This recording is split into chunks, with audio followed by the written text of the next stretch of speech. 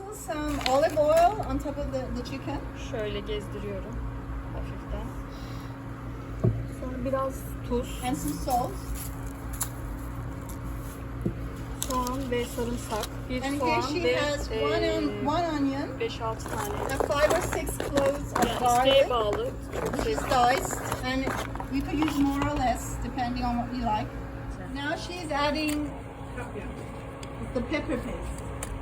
And tomato paste, is this? Tomato paste. Şey soruyor, bir duralım duracağım da domates ve biberin oranı ne diye soruyor. Mesela birebir mi? Bunda birebir. In this recipe, she's using 1 tablespoon of pepper and 1 tablespoon of tomato paste. So it's one each. Oregano flakes, Şöyle azıcık bir kaşık. about 1 tablespoon. One teaspoon, sorry. 1 teaspoon. 1 teaspoon of the oregano. Black pepper. Black pepper, Bu da çay kaşığı kadar. about a teaspoon of that. İstemezlerse illa And curry, yani çok çarpı değil. okay, curry powder, but this is optional. Optional. Kimyon yerine mi bu? Kimyon da kullanacağım azıcık. She's going to use cumin as well.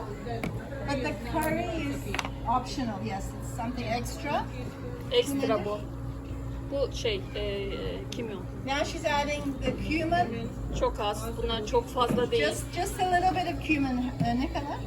Yani yarım çay kaşığı Half kadar a koydum. teaspoon. So all the other ones were like a teaspoon.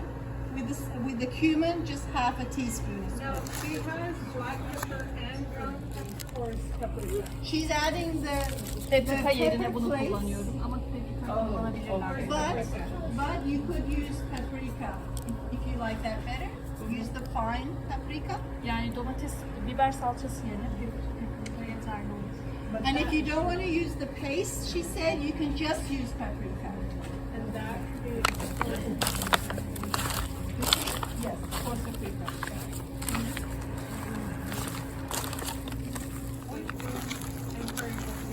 So all the spices except for cumin are 1 teaspoon.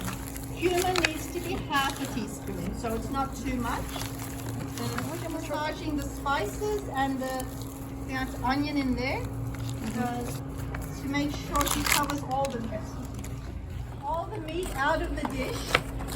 And she's adding the potatoes to that spicy mix just to make sure she coats them as well.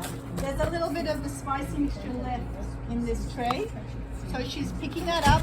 She's also putting in the pepper, so the green pepper and the red pepper, these are bell peppers.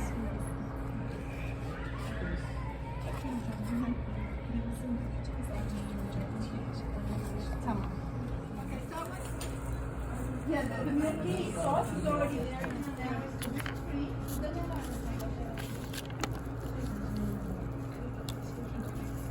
The powdered cream, the whipped cream and the powdered cream together.